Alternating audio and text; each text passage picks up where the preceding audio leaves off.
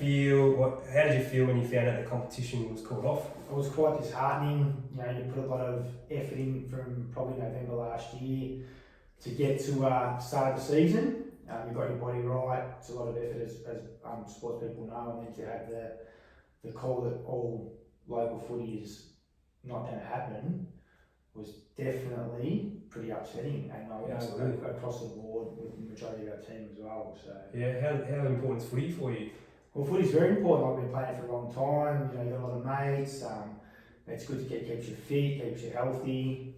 It's a good thing for the community as well. So it's quite an upsetting situation for us. Yeah, absolutely.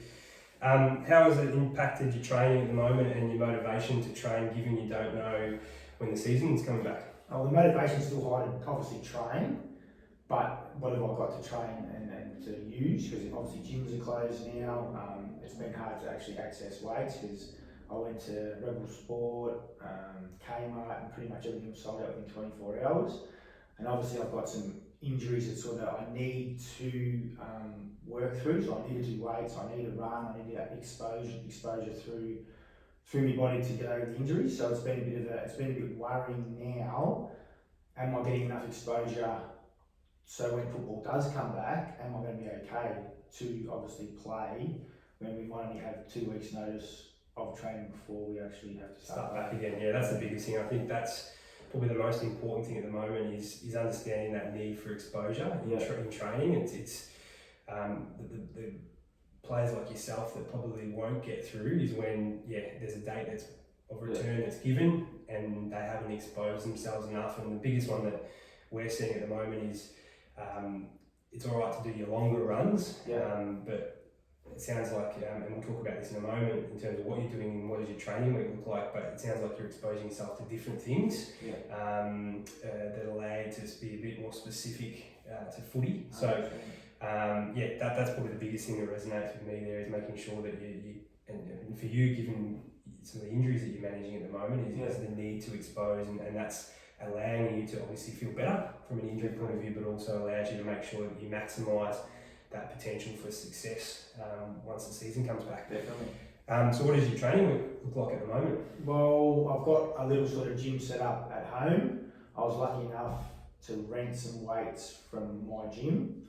So I made up a little bench press. I've got doing some goblet squats, trying to single leg step ups on the box. That's pretty much it. So I've got some dumbbells, I've got a kettlebell, which I'm doing some remaining deadlifts. Still trying to expose my hamstrings and quads, and then outside of that I'm trying to still do some running. I'm going down to the park doing some long runs, and obviously on the next night I'll do some shorter stuff. The hardest part at the moment is probably getting that skill component, because obviously you're having mates, and you're obviously going to try and coordinate times so you can both go down to the park and stuff like that.